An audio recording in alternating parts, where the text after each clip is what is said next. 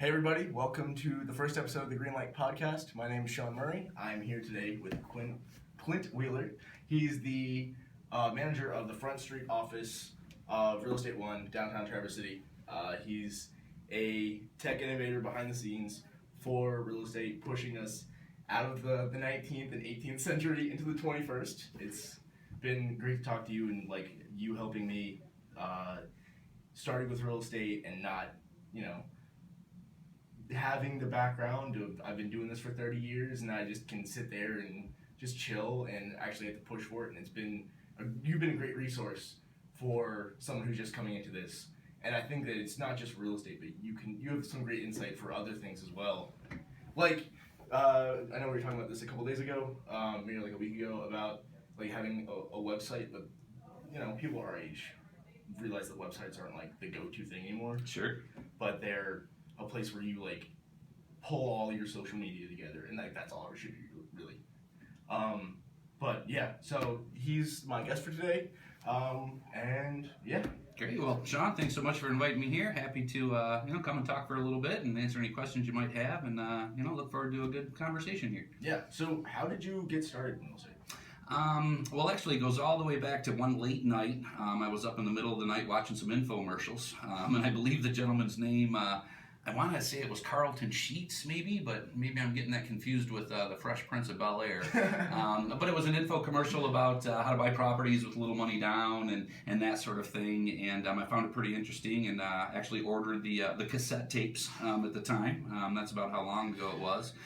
Got the cassette tapes, kind of went through it, and that just really kind of piqued my interest in about real estate and all. So then I looked into getting a license, went and interviewed with a couple different brokers, figured out that you actually don't make money right away. So I went and got a real job. I did a lot of different real jobs. Before I got into real estate, I actually had 32 different jobs by the time I was 24 years old. Like what? I've done everything from washing dishes to working in restaurants, machine shops, went to mechanic school for about 9 months, changed a lot of tires, worked at a couple car dealerships. So I'm not the only one who sold some Kirby carpet, vacuum cleaners. You name it, I kind of did it. So maybe it's that's the thing when you do when you're young and you're starting real estate, you kind of have done everything. Yeah. You get to the point that you can just be okay, now I'm finally just doing this. And not absolutely. Before I got into real estate, the longest time I was at one position was 2 years. And that was the job that I had immediately before getting into real estate. But I always kind of thought that real estate was a great way to go. I always looked at it as going, no matter what happens in the world and in the economy, everybody always going to need a place to live. So I felt that job security was just really there with real estate. So after I interviewed with a couple different brokers and, kind of realized that, it's an investment to get in, to the business and, you really got to kind of work your way up. I was having kids at the time. So that's when, I just kind of was at a lot of different jobs doing some, machine shops, things like that. Then one day I was reading an ad in the newspaper for a salaried agent, which was something that Real Estate One was offering. I've been in real estate for about 17 years. So about 17 years ago, they were trying something new. Real Estate One's always been about trying different things and being innovative and, bringing new people into the business. So I answered that ad about a salaried position and, went and spoke with Linda Rundell, was a manager at the time, and I really owe my whole real estate career to her. She was the one who took a chance, hired me into her office. They paid me a salary every 2 weeks if I sold or not, and I was on that plan for about a year. Then they said, hey, I sold just a little over $1 million worth, maybe 10, 11 properties. They says, okay, you kind of get it now, go on commission. Went on to commission for a year, was again having little kids. Struggling at home a bit, with the commission. So I did get a part-time job working at Costco. I would stock shelves in the morning, get off at 10 o'clock, and then go put my suit on and go out and sell real estate. And, really sold to a lot of friends and family at that point. And then Real Estate One started their internet lead department, which is what we coined as customer care. And real estate industry is one of the last ones to really get involved with the internet. Why do you think that is? They're just real estate's a very slow moving industry when it comes to change. We've been selling real estate for the beginning of time. Yeah. It was just one of the last industries. I think actually we created our website. I want to say it was 1998. and that created a lot of opportunities for the real estate world that I don't think that we were quite ready for. And that's where when Real Estate One says, well, geez, we're creating these leads, people looking at properties on our website, and we had a system on there where you could request a school report. Obviously, schools are real important, to people moving. So we had different school reports that you could order from our website for free. But those were creating contacts for us, and we needed to have someone, speak with them. Fortunately, while working at Costco, I found out that real estate companies did what they called road shows at Costco, where if you had a Costco membership, you could get a discount on brokerage services. So I said, well, wait a minute, I'm an agent and I work for Costco. I want to get involved in that. And it was through a company many people probably heard of called Lending Tree. Well, at the time, since this was in 2000, Lending Tree was kind of considered more of an online lead company. So I closed a couple deals through them. So Real Estate One looked at me and said, wow, this guy really knows about the online world. So when we created customer care, I was interviewed for that position and started working there in 2003 when we started the department, and worked there for about 10 years. Growing our online lead presence and acquiring leads. I think the last year that I was there, we had about 60,000 inquiries that came in from our website alone. Grew the department from one person to 5 different coordinators with our own mortgage rep there in the office, and really enjoyed doing that. And I think that's what really. Being able to work in customer care and answer the phone all day long and talk to buyers that were looking for houses, I think is really what gave me the best real estate knowledge that I have today. And after doing that for quite some time, I was getting a little bored with it. Just 10 years at the same job never happened for me. So I said, I could kind of feel myself getting a little bored with it, and obviously quality of work kind of starts to decrease, and I didn't like the fact that was happening. So wanted to toss my hat into the branch management positions, and fortunately at the time there was an opening at our Southgate office, and I went down there and started doing some management, teaching some classes, sharing the knowledge that I learned from talking with so many buyers over and over, and I did that for about 2 years, and then this lovely opportunity came about in Traverse City, and so here I sit today, and really glad I made the move, and wouldn't have it any other way. So I want to go back to the point that you said that real estate is very slow to move and adapt tech. I think that one big problem, and I think this is a problem not just with real estate, but any industry that doesn't have a lot of young blood, essentially. So real estate or construction or some things that are dominated. A lot of sales positions. Insurance sales, things like that. That are predominant in people who are not younger, not up to date with tech. And I think a big problem with that is when you do have someone like me or someone who's, younger and 20 or 30 who comes into this and they're like, okay, I want to get into this, I want to do really, really well.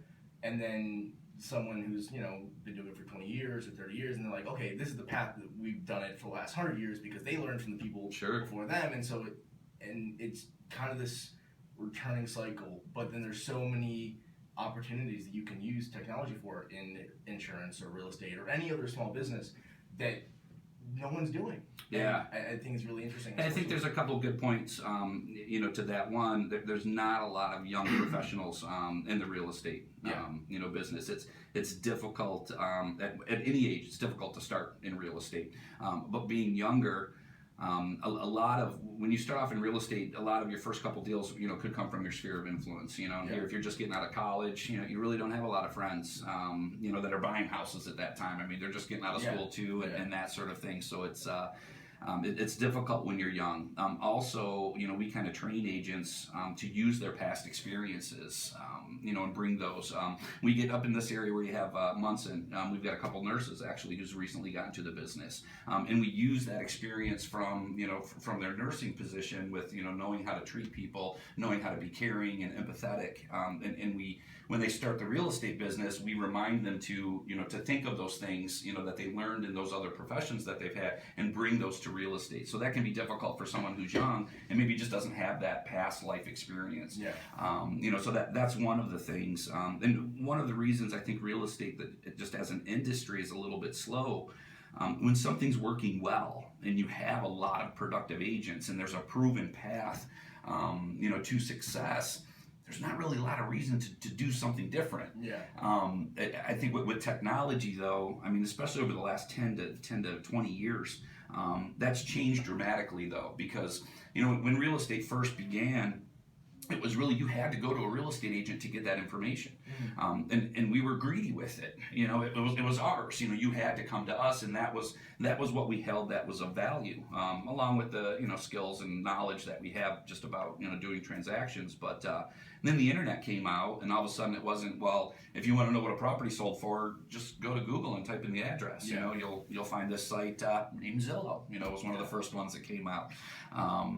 And now it's really turned to where all of the information is out there. It's online. So with real estate agents, it's not that you have to come to me for the information. So I think that's why in the last 10 years or so, we've really seen a change in how agents have to produce and have to show value in their services, because it's not just the information anymore. Yeah. It's really, now it's more of, hey, there's all this information out there, but you need someone to tell you what it all means. Yeah. It's one thing to have all the info, but it's really hard, and it's almost like there's too much information out there nowadays. Oh yeah, for sure. And we look at other things that are going on with presidential elections that we've had recently, and now we've got this thing that's called fake news. Yeah. And there's so much news out there. It's now trying to determine, well, what is real and what is not. And I think that was the same thing in real estate. So the value in a real estate agent has changed from just being a source of information to a source of telling me, what does this information mean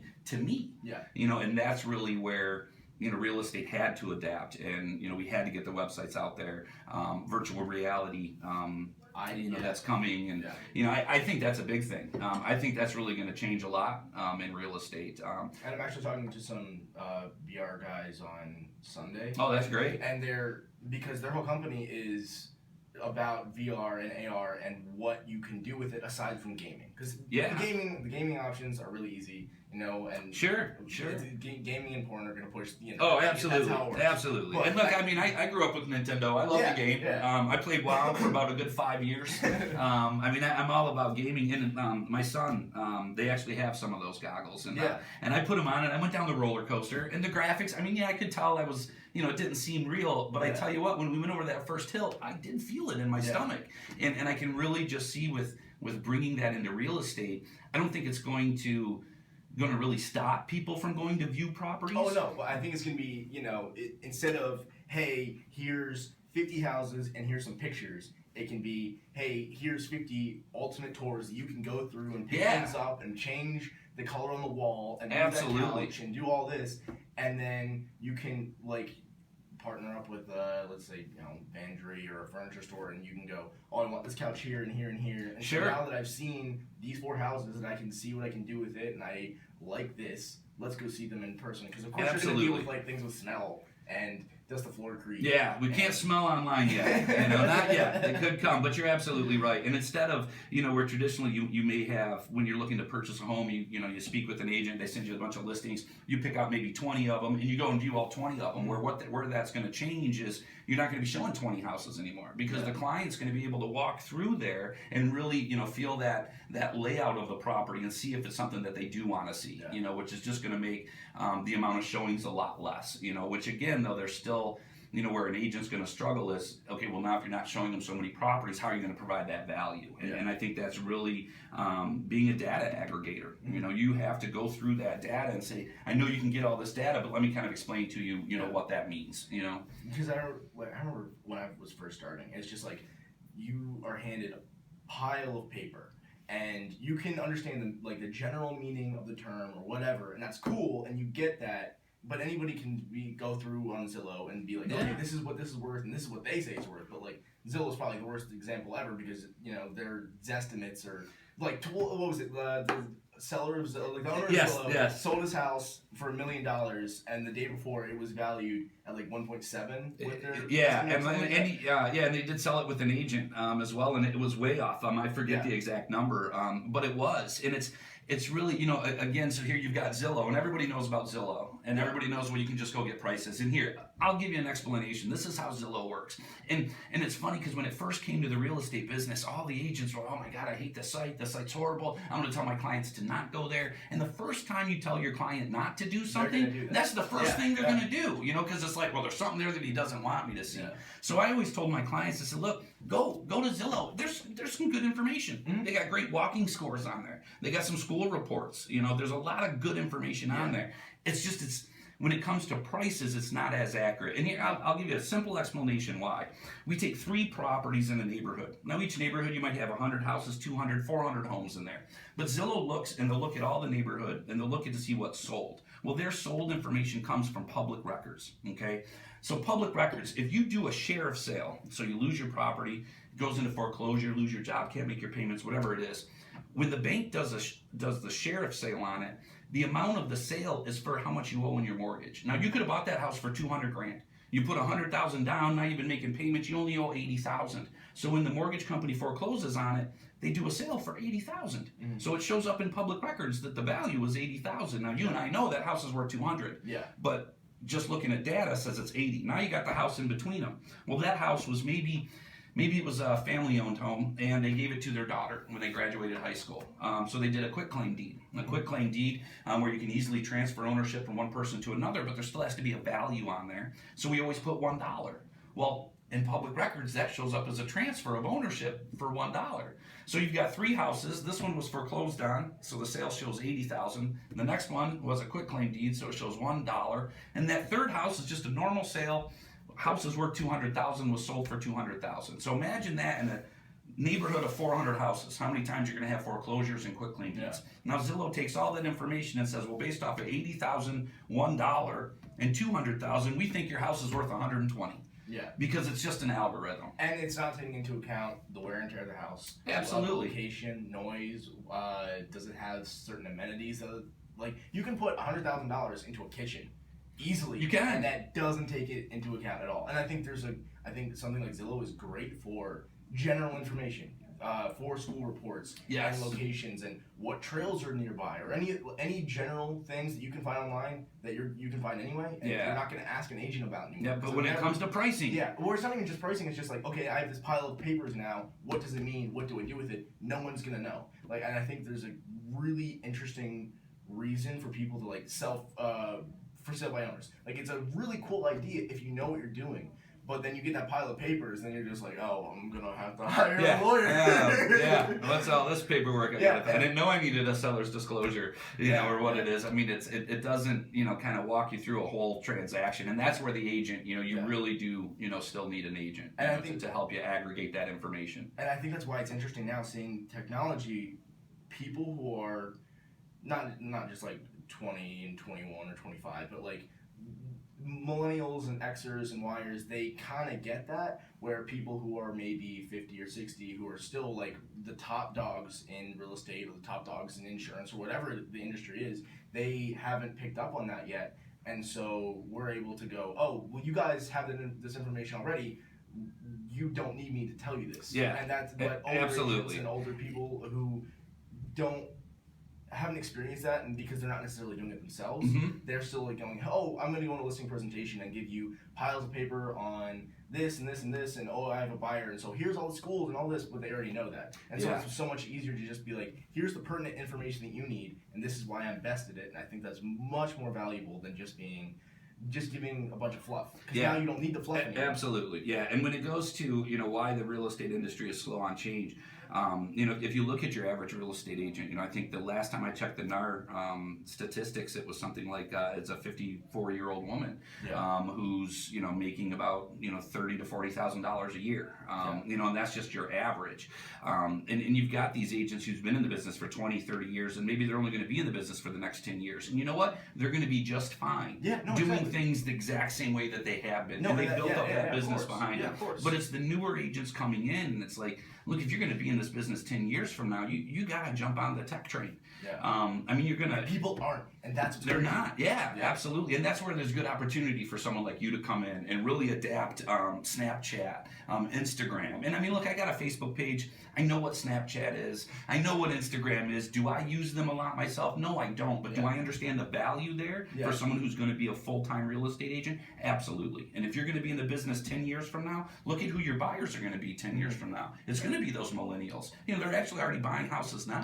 In 10 years from now, the millennial group is actually bigger than the baby boomers. So, your majority of your buyers, if they send you a text, they want to text back. If they wanted to call you, they would have called you. So you have to always reply likewise. If they send a text back. If you pick them up from Snapchat, then you're going to be snapping information back and forth with them. And that's really interesting you said that, because I was at the gym yesterday texting a buyer about a closing. And he texted me, and it was just like, oh, I'm gonna do this real quick, and this is more important than if it was an email, I'm not gonna see that until I get home and check it, whatever. But it's streamlining communication with our generation. It's kind of crazy, but it's so efficient at the same time. Yeah. Absolutely. Hey, was this in the contract? Oh, I'm not sure. I have to go check or whatever. And then you just respond, and that's it. It's so much faster. And he was like it was bang, bang, bang, bang. You're done. Yeah. Instead of let me go check. And then it's 5 hours for a reply from me, and then 5 hours for a reply from him, and it goes back and forth. And I think it's the quickness of this, along with integrating technology and even just personal branding. And I saw this the other day, and I thought it was kind of funny. One friend from my old college, Eastern. She posted something, and I thought about it for some reason. I don't know why it hit me like this, but I thought about it, and I was just like, she's personal branding. It was the caption. It was something like, I'm wearing Vineyard Vines. I feel so strat. Not even a sorority. And I was just like, that's personal branding to the point that that you're putting this out saying, hey, I'm not in a sorority, but I am in this culture, and this is who I am, and here's a picture of me. And she's not in business. She's a college student still. Yeah. But it's just like, man, that's not just business anymore. That's our generation. That's how we meet people. That's Tinder. That's Bumble, absolutely. That's Instagram. That's the next culture shock that hasn't quite hit it yet. But I feel like someone who doesn't have an active Instagram is weird. You can have an inactive Facebook now for if you're 20 or 30. That's kind of average. I don't really do anything. When you speak to people that age and they're like, Facebook, that won't even be around in 5 years. Where people, here I'm 41, and people in my age group, we just, we're like, oh, Facebook's it's always going to be around, and that, I don't know, maybe people said that about MySpace when it first came out, sure. And it did go, there is something next that's coming, and you really got to be on that cutting edge. And if you're going to be successful in real estate, and I think with any type of business nowadays, you have to do online marketing. I don't even think it's business though, because the fact that if you don't have an active Instagram, and if someone, let's say you're, I don't know, going on a date or meeting up with friends, and you don't know all the people you're not going to Facebook stalk them anymore. You're going on Instagram and look them up. If they haven't posted anything in a year, you're like, I don't know who this person is. Sure. And so it definitely is more forefront for businesses, but it's so still relevant for just personal branding and who you are, and it's putting that forward, because if you're inactive, you might as well be invisible.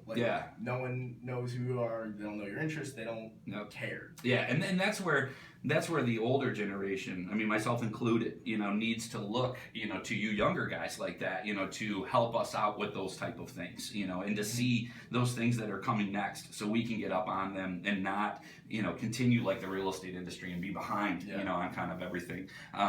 There's a billboard up here. I won't mention any names, but first off, we're talking about a billboard, right? But there's an agent on there, and it says, something about real estate for the digital age, and I just, every time I see that billboard, I'm like, but wait, that's a billboard. So how is that for the digital age? So it just, and for that particular agent, I'm sure they're going to be fine in the next 10 years. Very well established, does a lot of business. For a billboard. Yeah. But if you really understood the digital age, you probably wouldn't have a billboard. I would be seeing that post coming up on Facebook, or some other type of online type of advertising. Because the amount of interaction you can get off of $15. Oh, it's amazing. $15 onto Facebook ads it's insane. But you could put, I don't know how much billboards are. Oh, it's at least got to be $1,000 probably. Okay, let's say it's $1,000 a month. If you put $1,000 a month into Facebook advertising, you're gonna have too much business. Oh, absolutely. Yeah, you better start a team. I've done a couple boosted posts for the agents in our office. We had a property up in Shush. It was a ski home. 9 and 10 News did a video on it. They were the house of the week. I captured that video from their website, posted that on our Facebook. It cost me $20. I did a 3-day campaign, and at the end of the campaign, there was 4,300 plus people that had seen that video, just seen it come up in their feed, and then there was an additional, I think about 200 of those had actually clicked on it and looked at the video. This was an older agent who's been in business for a while with us. I was able to print out, just do a simple screenshot and show that how we got it in front of that many people. He was able to show that to the homeowner, and it was like, look, this is something different that the agents aren't doing right now. That property sold. I don't know if it sold because of that video, but that property sold very quickly. And yeah, for a $20 investment to get it in front of those 4,000 plus people, you can't do that anywhere else right now. Yeah. And if you're not using that in your business, then you're probably going to be out of business in the next 5 or 10 years. And I think it's really interesting because I went to the New Tech conference downtown like last Wednesday or something like that, and one of the guys presenting was a kind of a media guru. He helped businesses advertise in the new age, like so Facebook, Instagram. Yeah. What a booming industry that is. Exactly. But I asked him something like, what does he think about Snapchat and Instagram, and where does he see that going? And he's like, well, Instagram's easy. Facebook owns Instagram. They have the same algorithms. They've got all this. If you can do Facebook, you can do Instagram just as easily, and more people are going to click on it. And I was just like, oh, shit. Okay. Yeah, that's great information. Cool. And then, but then he's like, Snapchat, no one knows. Like, no one's got that down yet. It's just like you have to document yourself, and like that's all you can do. Like, which is cool. And like, if that's all it is right now, it's awesome because like that's how I consume probably 50% of my content. Sure. Like, on a daily basis, I go through the discoveries and people's stories, and like that's where I consume stuff. But if that's all it is, and you don't see a direct monetary value to that, that's cool. But like, there are going to be people who see that and add you because you're being active. And yeah, absolutely. And especially as time goes on, again, 5 years, 10 years from now, when you have even more millennials, purchasing homes, we have to work the way that they expect us. I look at my own children. Here I've got a 21-year-old who's at Eastern as well, so great school choice there. And I try to think. I says, okay, when he's ready to buy a house, what is he going to do? And I said, well, Jesus, Dad's an agent. I hope he would come and tell me. But I'm positive the first thing he's going to do is he's going to pull out his phone. Yeah, he's going to pull out his phone. He's going to be searching some app, some website. He's going to be talking to friends. He might be looking for a couple months before he even says, hey, Dad, I'm looking to buy a house. For sure. Those are the kind of things, and we have to realize that. And if you're going to be an agent, if you're going to be an agent in 5 years, or you're going to get out of the business, you're probably fine still doing what you're doing. Yeah. But if you're looking to grow a business here, and really help people out, we have to communicate with them the way that they want to. And here, my son, I probably bought him a cell phone when he was probably 13, 14 years old. Yeah, so it's normal for him to think, well, there's an app for that. They've just grown up with those type of things, so they're going to expect that. And I think they expect that from the older generations as well. Because it's out there, we should know about it too. It was really interesting, and I thought about this the other day. I was taking my brother to get his haircut. He always goes to the same place. It's just a walk-in place. They were busy, and so it was just like, okay, well, the first thing I did was like, I'll pull up my phone. I was just like, if one of those barbershops, like a 12 in town or whatever, had like used Google AdWords or Facebook or something to be at the top, I would have clicked on them first because I went down the list. Not because it's like, and they even have like Yelp reviews on there. I'm not looking at that. I'm looking at number 1, number 2, number 3, number 4, and it's not based off of how good you are or how expensive you are. It's how many clicks you get, and the more clicks you get at the top, you're going to stay at the top. Yeah, and we know nobody ever clicks on the 4th one. It's like the top 3 to 4 maybe. Yeah. But once you're down 5, nobody's clicking that. Yeah, no, I clicked on the first 2 were busy, and it was like the third one was like, hey, you can come over, and I was all like, perfect, and like that's how and now we're going to go back to that person because it was like they were good, and it's so simple, and I can't imagine how cheap that would be to just be like, hey, instead of printing out billboards or doing ads and papers, or the fact that people still do print ads and newspapers.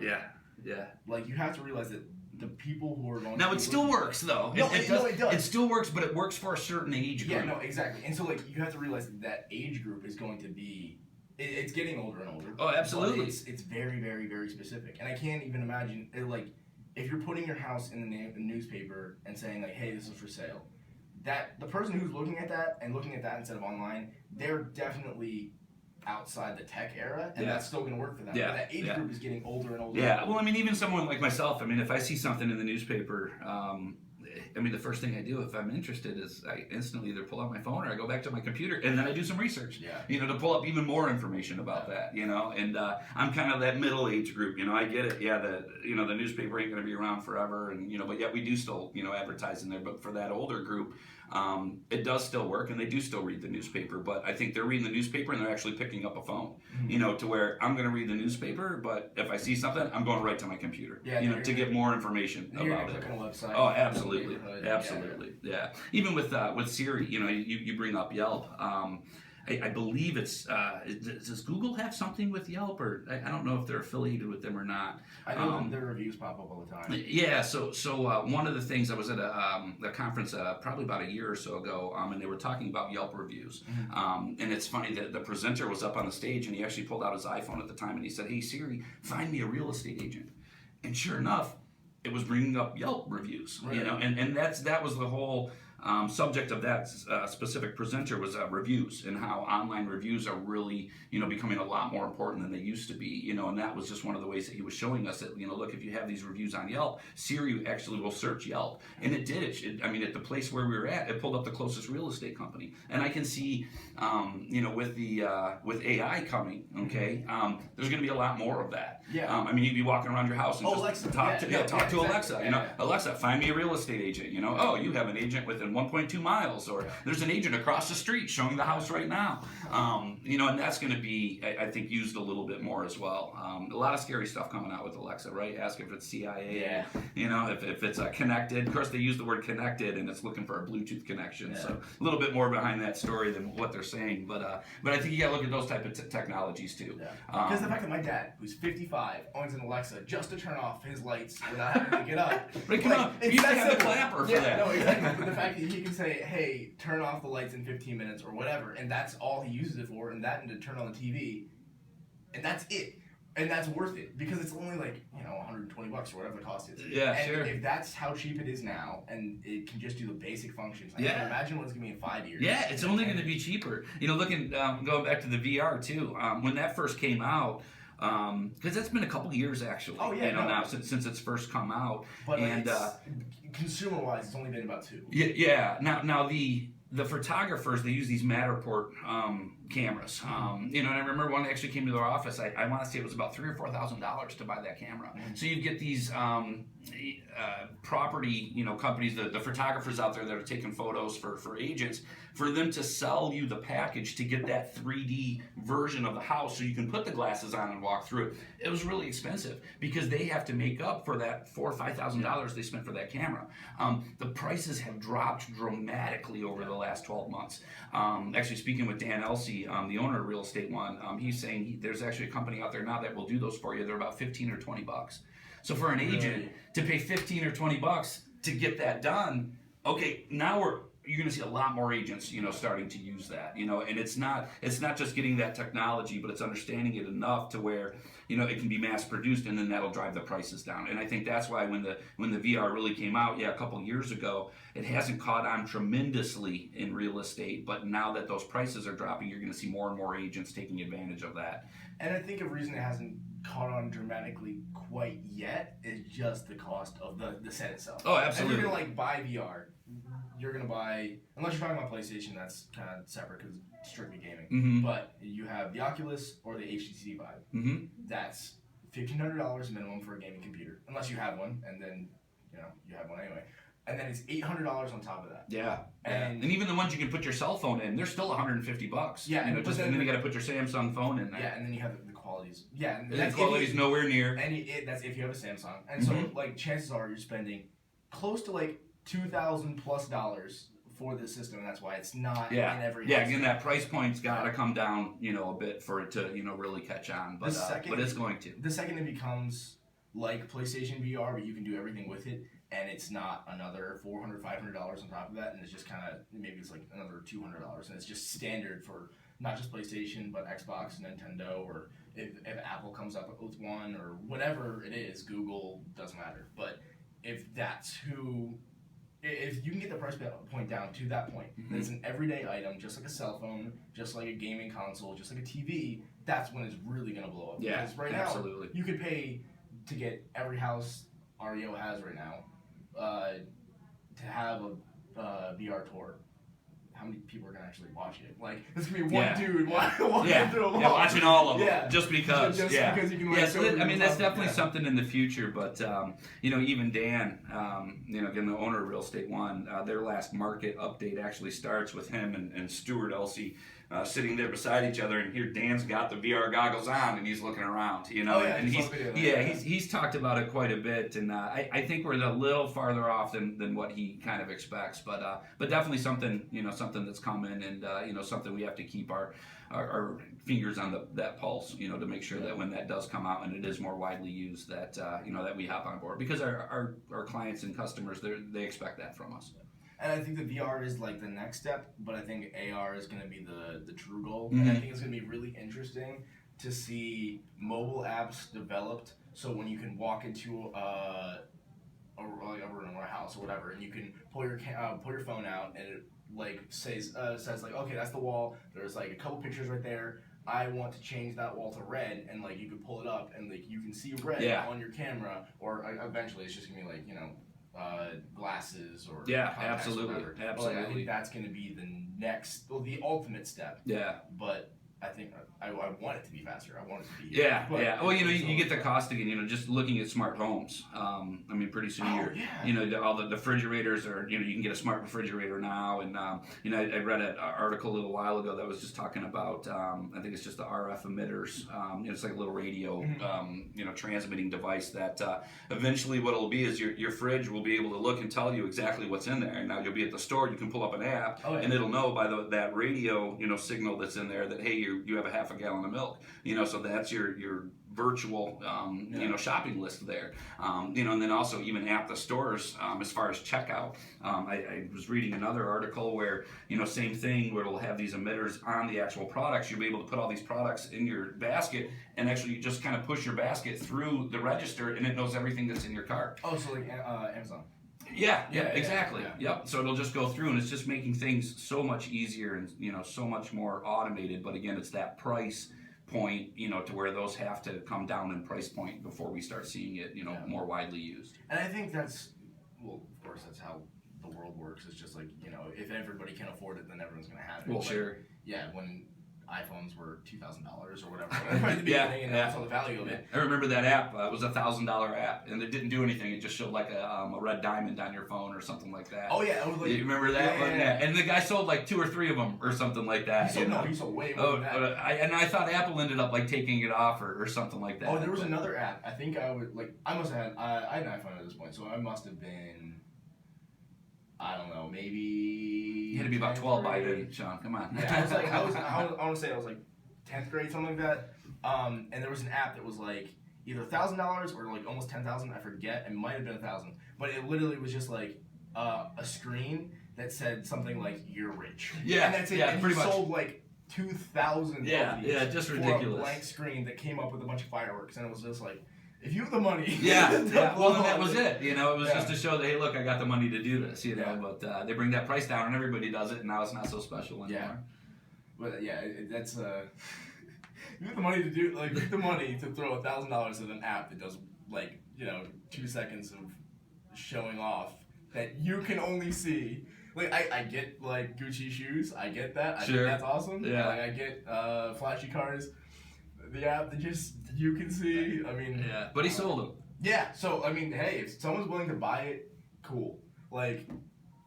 Yeah, if you have the money to do that with, awesome. Yeah, give us a call. We'll help you buy someone else's. You need some projects.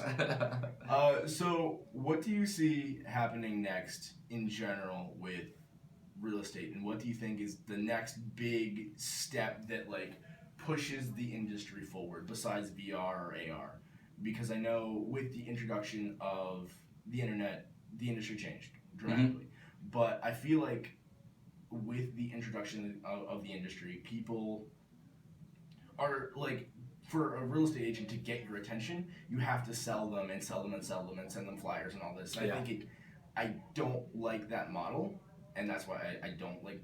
I will never send out mailers. I think that if I get a mailer, I'm gonna rip it up. It doesn't matter who it's from. I don't care. Sure. Like, it doesn't matter if it's for cheap Chinese or an insurance agent or whatever. I don't care. Mail order bride. Yeah. But what do you think is next for us to, like, because we've lost that connection? What do you see next for us to bring that back, or do you have no idea, or like what do you think is something that could help agents kind of like almost be humanized? Because I feel like it's almost become car salesman-esque, where it's just like, hey, buy with me, hey, buy with me, hey, buy with me. But like, sure, yeah. But I don't like that because. Yeah, it really needs to be. It's got to be that value. You know, it's always. I think that's from. Even when real estate, began. I mean, there were several agents, thousands of agents. I mean, there's about 800 or so. I think just in this Traverse City area. There's plenty of agents to pick through, and it's really. Which agent is going to provide that type of value, and it's not the value that the agent thinks they're creating, it's the value that the consumer wants. So I'd hate to see. I mean, I've heard other people talk about this. You look at what the internet did to the travel industry.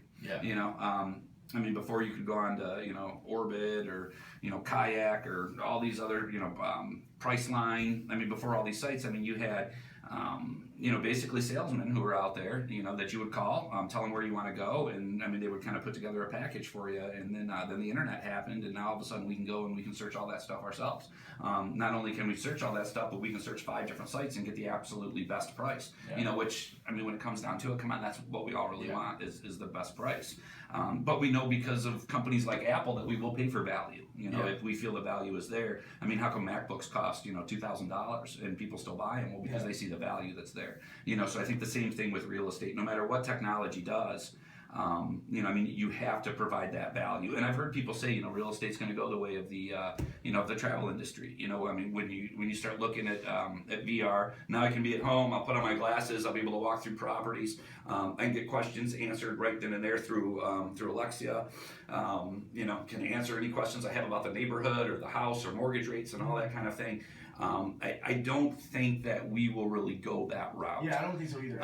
But there are a lot of people talking about that, and about, kind of getting rid of that agent. And I think as an agent, we need to know how to provide that value that technology just really can't. You mentioned something earlier, right? You're not going to be able to smell if they have pets in the house. When you put those glasses on. And that's where I think you're still going to need that agent. Same thing like you're still going to need that home inspector, right?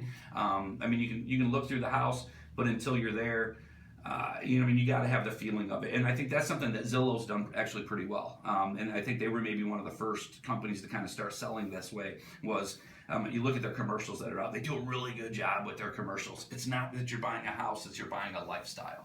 And I think that's where the agents need to focus on as well, is more about the lifestyle and what it's like to live in that home and in that community. We don't just sell dirt with houses attached to them. I mean, if you've ever moved yourself, right? When you move, your life totally changes. It's not you're just moving. I mean, you are changing your life.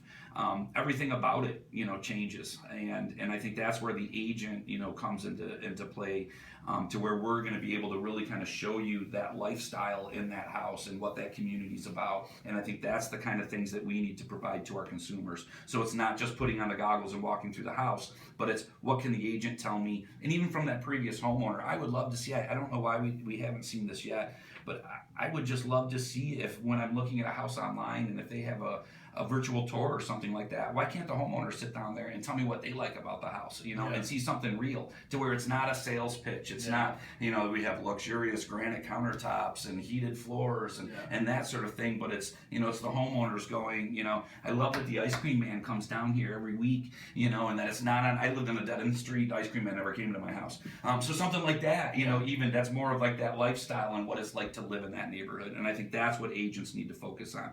Focus more on community, more on what happens in that community. And I think Traverse City, me moving up here over the last year and a half, I think I've seen that even more in a smaller community, that it's more about getting involved with the community and understanding how that community works and being able to portray that to the clients who are moving in this area. And I think that's what we really need to hold on to. So it's really just like humanizing yourself. Oh, absolutely. Yeah, absolutely. Which is kind of where we were before all this technology, right? And then the technology comes and it's kind of taking the human out of it, because this web page will tell me this, or this video will show me this. And I think we got to get back to that, humanizing that neighborhood and that home. I mean, there's humans that live in that home. And I know there's some agents who definitely say like, oh, I don't want to use this part of technology because it loses the human touch to it. Sure. And I get that, but I think there are certain things that you can lose the human touch to. It's okay. Like if something can get automated, that's okay. Yeah. But you need to really be human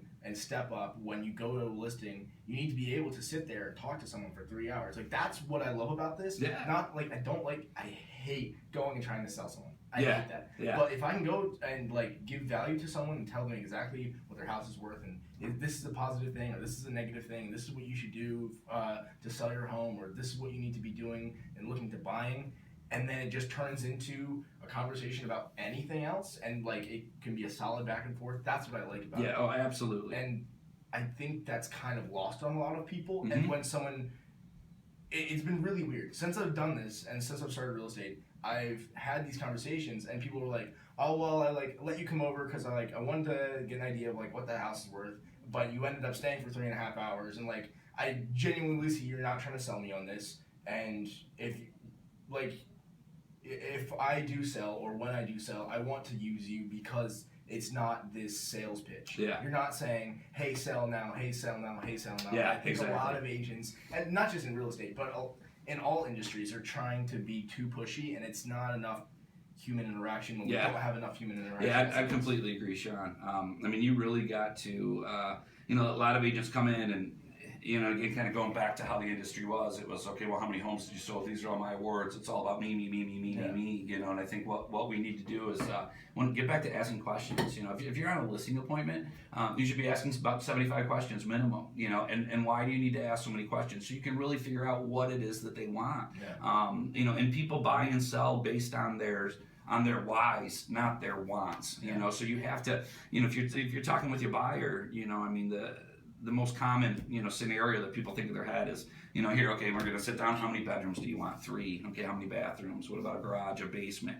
And instead of saying, well, I want to, make sure that I want to live on a golf course.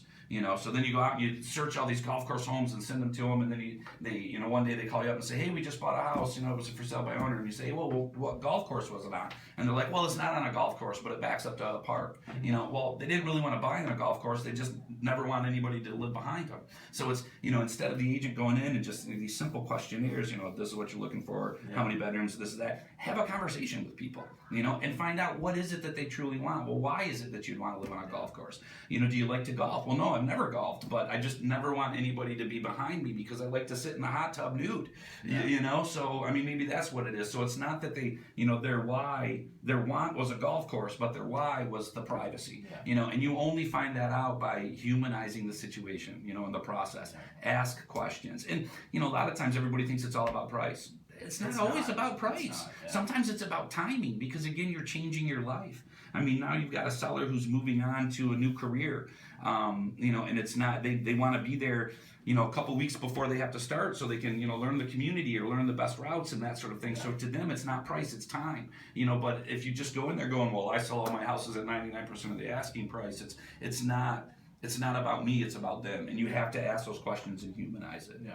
I think that's what we got to remember, and that's what we got to continue to do even better, than what we're doing now. And I think if you go in with the intention of selling, you're already kind of done. Yeah, absolutely. Of course and I'm not saying it doesn't work, and because it clearly does, but it's I think there are better ways of if you just connect with someone, it doesn't matter who they are, what their positions on life are, that doesn't matter. If you can sit down and have a conversation and connect with someone and try to figure out, or not even try to figure out, get to the point where you're talking, where they tell you why they're moving, and why exactly, and where they're moving to, and why they're moving there. I was talking with a this guy who's thinking about selling his house up near Sutton's Bay, and he's just like, I went home for a 30-year reunion. I got back to my old hometown, and it was just all these people and the familiarity about it, and it wasn't stressful, and it was like, oh yeah, these are my people, and like this is why I want to move back. And he didn't tell me this right off the bat. He told me this 3.5 hours into me sitting and talking to him. Sure. And that doesn't happen being a salesperson. If I had gone in there and said, hey, this is what you should sell your house for, this is why you should sell it, and do this and this and this and this, you're never going to get to that point. Yeah. Of course you should go in and say like, oh, like this has value and this is what you should do with this, and oh, make sure you paint that. You should definitely do that, but I think that, especially in a world we don't have as nearly as much human connection as we used to. Mm-hmm. Like when everything is Facebook and Snapchat and YouTube, Yeah. and whatever, and that's definitely a positive thing. When you do have human interaction, it should have value, and if you have value when we do have human interaction, that's when people are going to go, oh yeah, I remember that guy, instead of a flyer. Yeah, absolutely. Yeah, it's really, getting to know them and ask, it's just building a relationship. Yeah. You don't have to sell. It's not, ABC always be closing, and coffee is only for closers. Even though I love that movie, but that's just not what sales are about. And I think that's any industry. Oh yeah, no, for sure. Any type of sales position. Or it's not even sales. It's just like people. It's just like the fact that if you go into the brew downtown and every single person is on their phone or on their computer. Like that's what you would expect there. Mm-hmm. But then there's like certain coffee shops, there's none in Traverse sadly, but like where they just don't allow, or it's not they don't allow technology, they don't have free Wi-Fi. Yeah. And just taking that out makes people have people talk to each other. And so people go to this coffee shop. There's I think it was a place in Brooklyn or something like that. I read this article about like the coffee shop had free Wi-Fi and they decided to cut it because they're getting annoyed with people just sitting there and sitting for hours, like writing a book or whatever. Sure. Being like that guy. Yeah. They cut the Wi-Fi. Now they're turning over tables faster. People are sitting and having conversations, and more people are coming in because you have to have a conversation. Yeah. You don't go to sit and like be surrounded by people listening to music and clicking on their computer. Yeah. And that makes complete sense. Yeah, and it's so revolutionary, but at the same time, it's so it's basic. not. It's go back to before we had all this technology, and that's that's what people did. It's about building relationships and trust, and asking those questions and really finding out what is the best way that I can help you accomplish what it is that you're looking to do. Yeah. And if you can do that and do that sincerely, then real estate can be a great industry for you. Yeah, and I think it's really just people in general. Like, of course, like real estate, we're relating this to real estate because this is our this is our business. But it's like it's going and having a conversation with a friend in person, not over Snapchat, not over Instagram, not texting. When was the last time you seen on Facebook it was somebody's birthday, and instead of just typing happy birthday like the other 55 people that did that, and did you actually call them? Yeah. And I mean, call them. It makes a big difference. It really does. Call them the day before. Because there might be one or two people that call them that day, but I'm telling you, nobody's calling them the day before. And Facebook, that's how you got to use those tools, because they're out there. Where Facebook will tell me, right now I can log into mine. It'll tell me whose birthday is tomorrow. Yeah. So sometime today I need to pull those people up and just actually call them. Hey, how's it been? I mean, these are people, that I would consider acquaintances, really. Even, maybe a lot of people that I went to school with or something. But just give them a call and say, hey, tomorrow's your birthday. Just wanted to give you, a quick call to make sure you're doing something fun and to say hi and just bringing back that human contact again. Technology's great and it can help us do that, but we can't get away from building those relationships, and the best way to do that is, situation like this, right? Sit down face to face, let's have a conversation, learn a little bit about each other. Have you seen that outside of business? Have you seen technology affecting your generation adversely, as in like you don't have as many in-person conversations? Like, absolutely. Like, and how bad is it? Because I know for like my generation, like this is just how we grew up. Like, we don't have. It's normal for you guys. Yeah, so we can't say like, okay, like at this point things changed. Yeah. I think people who were like 5-7 years older than me, like maybe like 5 years older than me, definitely could be like, okay, at this point we were all connected. Like when everyone had MySpace, that's when things changed. Yeah. But, like my generation, just a little bit younger, doesn't have that. Yeah. Well, I think it's actually, for my generation here, I went to high school, I didn't have phones in high school and Yeah. stuff. I mean, I remember when I was leaving high school, pagers were a big thing, right? But we didn't have that.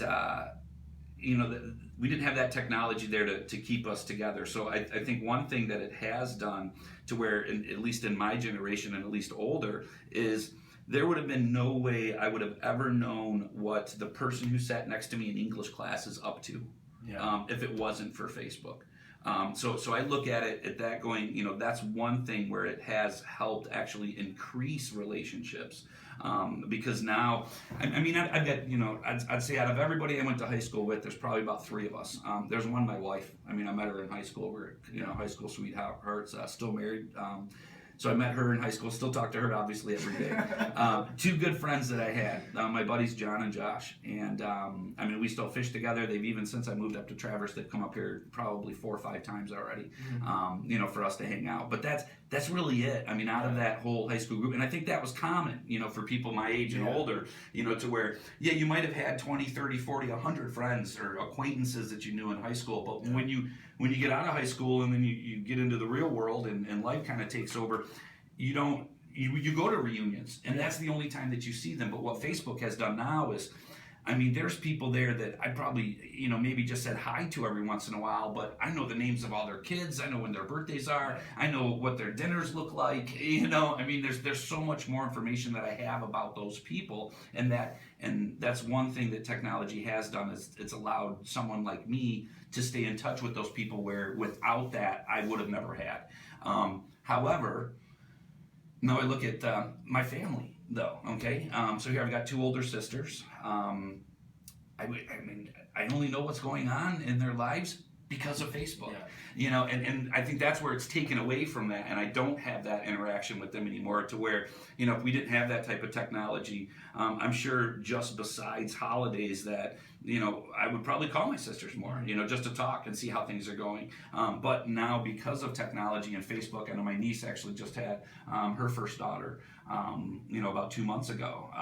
Now I see all the pictures. I get to see them, grow up to where I think that would have been a little bit more of a face-to-face type of relationship if it wasn't for technology. So good things keep me in touch with all these people that I never would have talked to. But on the other side, there's that same group of people that I have, on my Facebook that I don't talk to as much now because we do communicate, through technology. And I miss that. I kind of miss that with the family and getting together. Like that. So again, kind of good and bad. That doesn't mean that I just can't pick up the phone and call them anyways. But of course, I still see what's going on every day if I'm checking my social media accounts. Yeah, because that's how it is kind of with my next youngest brother. He's at state, and so of course, when I went to college, you Snapchat and whatever. But since he went to college and I've been back, for some reason it's just been once a month or twice a month we'll call each other and talk for 3 hours, and it can just be an argument, but it's still 3 hours of hey motherfucker, no, you're wrong. It's more human. It's more natural, and we need even more of that. And that's one thing that technology is leading us away from. And for some reason because of that, I've kind of had the tendency to want to talk to people on the phone more. If I can get away with it, if it's a quick conversation, of course I'm not gonna. But if it's an in-depth conversation, I don't want to be sitting there typing. And try to have a conversation with this person along with the 2 people in front of me. It's absolutely too much. And so if it's whether it be something with business and explaining something, or it's talking to my brother who's at college, or talking to my best friend, and it's just I would rather have an immediate connection and just have a genuine conversation, even if it's over the phone. It's more natural in you can just in text a lot of content gets mixed. Gets missed as well. Then you try to use smiley faces or frown faces and all those extra emojis that we have available to us now, but it's still there's something to be said in the tone, how we use different words, that can explain feelings. Or even just the fact that we're lazy and then we don't want to type out. If I was actually had a thought and had a conversation with someone, I'm not going to text everything I'd say in person. Text everything I'd say on the phone. No, it's snippets. It's just snippets of maybe get 10 maybe. Yeah, maybe. But I mean, part of communication isn't just words. It's also, I mean, it's hand movements and how your body's replying, and then the tone that you're putting on there, and how you're pronouncing certain words, or and that sort of thing that you miss. You don't get that with Facebook or Snapchat and and those types of things. So. That's we still need to hold on to that, and figure out ways that even with technology, how can we still just, keep in contact with people and actually build real relationships, without having technology involved. I almost feel like, and this is just for me, maybe it's happening with other people as well, but I'm getting to the point where I'm trying to separate technology and like being more human with people, and it's like there is definitely a place for technology, and like that's great for like the external sphere of friends, that the college friends, the high school friends, the neighbors. That's cool. But the closer knit group, I'm trying to figure out a way to just like be connected to that group more. Yeah. And it's really hard to when your options are Snapchat and texting, and so it's so much easier. Yeah, it's easy to get that, and of course you get that as well. But then it's just like, how do you go beyond that if you're not like next door neighbors? Like, you can call someone, but like, are you gonna spend an hour a day talking to 5 different people? Like, no, you don't have time. Yeah, and that maybe gets back a little bit to let's look at the community. Kind of similar as what an agent needs to do to produce that value, to continue to add that value, is get involved with the community and know more about the community. And same thing can be said with just you and your friends. And it's what are you and your friends all interested in at the same thing, to where you can kind of get together and do something like that. And again, getting back to that community type thing, so you are face to face with them, and you can continue to build those relationships, and technology can help with that. I mean, heck, you could set up a Facebook event, right, and and get everybody there and everything, and but you still have to have that human to human contact. That, I don't think that'll ever go away in Facebook. Or in real estate, but tools like Facebook, will help us produce more leads and everything. But still, when you get that lead, you have to meet with the person face to face, and really create a relationship between them. And the best way to do that, I mean, even sitting here at a table across from each other, like you and I are. With the advancement of technology like VR, and you can sit down and view all the houses that you want to, and then you go talk to an agent. Do you think because of something like that the competition for agents will be higher, and do you think there'll be less of them? Because if someone doesn't have to go out and spend 2 days looking at 20 homes, and you can go and look at 4 homes in 2 hours, you have all these agents that are no longer showing someone 20 homes. Does that mean like only the top agents survive, or is it like the percentages that you get paid increase, or just people get cut, or how do you see that going? Yeah, I actually see more. I mean, over the last 5 to 10 years, I would say we've seen more younger people get into the real estate business than ever before, and I think it's because of technology and social media. That they're seeing what agents out there are doing, and it's not. That sales position isn't as scary as it used to be, because I think the younger generations look at it and say, well, geez, all I have to do is network with people, and who knows how to network. And I mean, I think kids nowadays have way more friends than I had when I was in school. Friends. When friends, yeah. But I mean, even real friends, because I mean, you can only mix with a certain amount of people, But where with technology, I mean, you could have. Geez, these people have 2,000-3,000 people on their friend list, and they can communicate with them. So, you go and talk about getting into real estate, and it's like, well, what's your sphere of influence? And you get this younger group coming in going, well, geez, I've got, 4,000 people on Facebook, and I've got 10,000 followers on Instagram and my Twitter account, and, and that sort of thing. And so I think that's bringing a lot more of the younger generation into the business, because it's easier to network with people than it ever was before. So I think we're seeing more and more agents come in, but it's harder to get them to realize the value of these face-to-face meetings, and to let them know that you really are going to have to build on a relationship and nurture that relationship over a long period of time, because I mean, when you get a client, you put them into your sphere. It's just not that one client. It's, I mean, each client you can almost look at is going to be 5 or 6 transactions if you're staying in touch with them. Yeah. You know, sending them valuable information. I mean, they're going to buy a house. They're going to refer their family to you, their friends to you. Yeah. You know, but you're not going to get that just by sending them an email going, "Here's the properties. I'll send you the closing papers, and you know, you can DocuSign them or something." I mean, you still have to have that. Like, yeah, it's when you really show value as a person and not. It's almost like you have to differentiate yourself from a salesperson and a human. Like, if you show up as a human, people are going to treat you like a human. They're going to say, "Oh, my mother's selling a house. Oh, I need to do this." And, like, you'll get people to talk to you. Yeah, but like, if it's just like an online transaction and you're just texting back and forth or, you know, emailing or, you know, or using Facebook Messenger or whatever it is, you know, you're not getting that chance to, you know, really connect with them, you know, and build that relationship up to where you're going to get those referrals. But I think that's caused a lot more, you know, a lot more younger people to get into the business. You know, you look back, I mean, here my parents told me, right, you know, my grandfather worked for Ford, retired there. Both my 2 uncles, so his 2 sons, both got a job at Ford. And I mean, back in the day, that was the thing to do, right? Look, get through high school, get good grades, go work at a factory, get in the union, work for 30 years, you know, and you're good. And nowadays, it's just not like that anymore. You know, I mean, the wages are cut, they're not making as much as they used to be. And I think you got, like, the millennials, you know, are way more entrepreneurial than any other generation. I think that's been before them.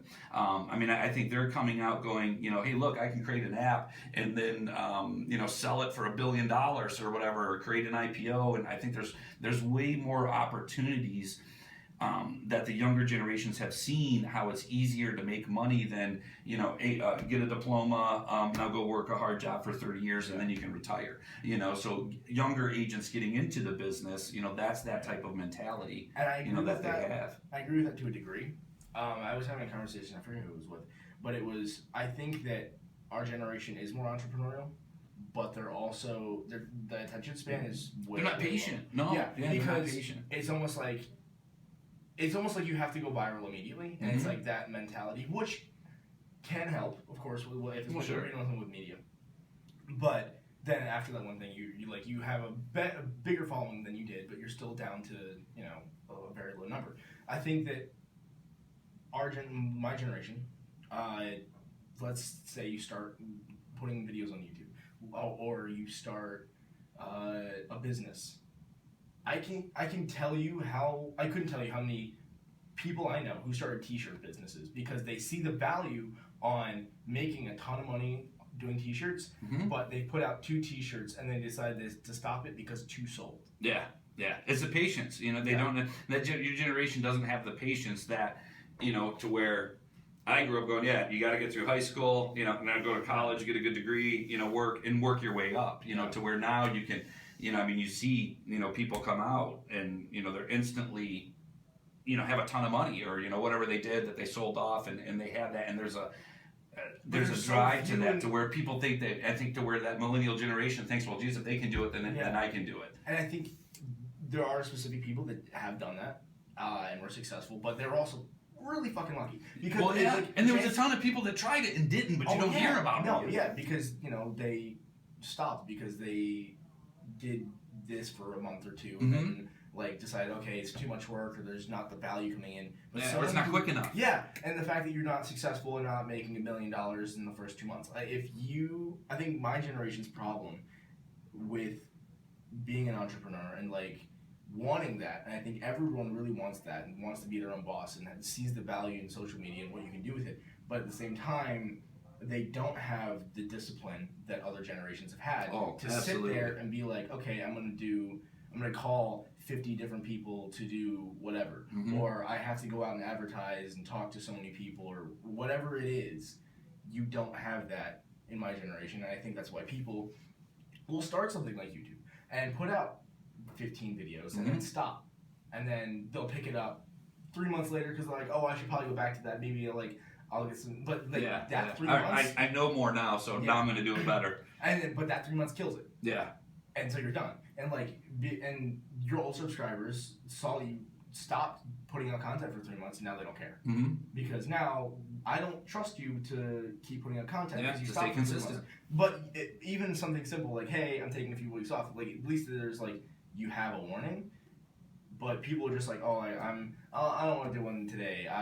I'm busy this week or whatever, and it's just like you have to be consistent and you have to keep doing it. And then your followers are off to to somebody else who is being consistent, or is doing the exact same thing, and they're like put out 15 videos in 3 months and then stop for whatever. Mm-hmm. And I think that whether that be with, but it doesn't have to be with social media. I have a friend who their boyfriend is coming up with a business, and he's been doing this business for like, he's officially had it for like 2 years, but he's just gotten like business cards done because he's trying to get these nitpicky little things done, and it's cool, and that has to be done. But I think my generation just doesn't do it. Like the fact that you will do like say, oh, I have to do this and this and this and this and this and this and this before I can start. It's just like, no, you can do two things and start there and then build. You don't have to like, you don't have to be this. Sean, that sounds like a lot of agents that are getting into the business right now too.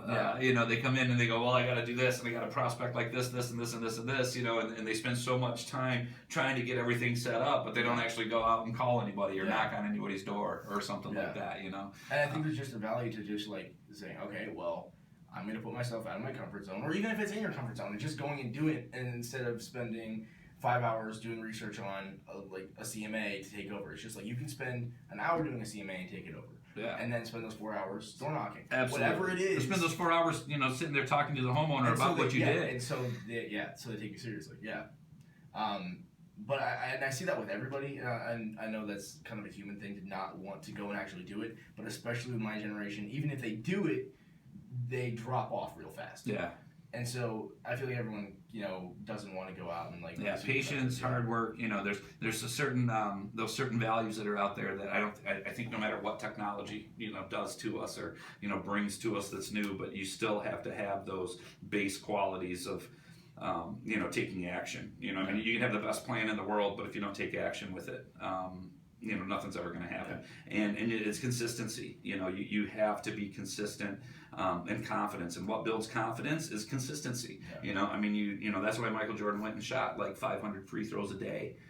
So he'd be good at it. But it was consistency, and that gave him the confidence. So when it was the last 3 seconds of the game or whatever it was, he was confident enough to throw that up there and know that he was going to make it. But and I think you are lacking some of that because of the speed of the internet and the instant gratification. The that we get. Snapchat life that if you don't like it, you click through. Exactly. Oh, I've got 100 people on a story and I can click through it in 5 minutes. If I don't like this one, I've got 99 more right behind it to go through. So that's something that generation will have to learn, and I think it's a little harder for that generation to learn than the generations before them. And it's definitely interesting to see. Like, and this is all like self-reflection because I do the same thing. Oh, sure. Absolutely. And I'm not saying like it's other people, but I'm saying like this is what I do, and I'm saying this is what my friends do. How do you combat that? How do you go from this instant click gratification, me now, like generation and society that we have to, okay, I'm gonna still do this, but instead of click through, I'm gonna keep putting out content or keep being consistent and keep being there and not change. And I think we don't like to stick with something enough, and it's really weird. And it's just, and this is all again like personal reflection, but it's just like I want to be. Tell us a little more about how you feel about yourself. It's just like I want like, and it's not just me, but it's just I want my generation to just kind of learn that if it doesn't work the first time, or in the first week or whatever, you can still keep doing it. It doesn't mean you failed. And I think that's it's really, really weird because it's almost like if you didn't get success within the first 2 years or the first month or whatever the platform is, whatever you're doing, there's like a certain amount of time that you think you're going to be successful in. And if you're not successful in that time, you're going to give up because you're like, okay, well, this didn't work for me. There's got to be something else. Well, it's just like if you did this it could be like 2 days more that someone picked your video up and sent it out, or someone liked your product and pushed it out there, and or you got a huge order from a certain company. It doesn't matter, but it's just like you have to keep doing it and stopping. That's failing. History has shown us so many times that when you're right at the point to where you're ready to quit, where most people do, but it's that select small group of people that say, well, let me just try one more time, and it's that one more time after they're ready to quit that they actually get that success. Reminds me of a story of an old gold miner, and I wish I had more specifics about it, but I know the guy was gold mining, and decided to quit and said there's just not enough gold here, sold the property. The next buyer who came in, I think they moved like 2 degrees, from where they were mining, and came into a huge stretch of gold. And he was so close, and if he would have just kept going a little bit further, he would have got there. But he didn't have that consistency to keep going, and he missed out on all that, and I think that's. And I think you get that. I don't know if that's a generation thing or if that's just a human thing. Well, I think it's a human thing. I think it's just like, more prevalent in our instant generation. But right when you're ready to quit, just one more time, 2 more times. That's all it takes. And usually once you're ready to quit, that just means you're the closest you've ever been. Thomas Edison, created the light bulb, right? But he created 5,000 other ones that didn't work. So thankfully he kind of kept going, and that's kind of the attitude and mentality that you have to have. Just keep going. Yeah. Well, Clint, it was awesome talking to you. Yeah, I had a great time. Thank you for coming on. Absolutely. This was a great conversation. Yeah, we'll be happy to come back anytime. Yeah, you're always welcome. All right, sounds great. Thanks so much.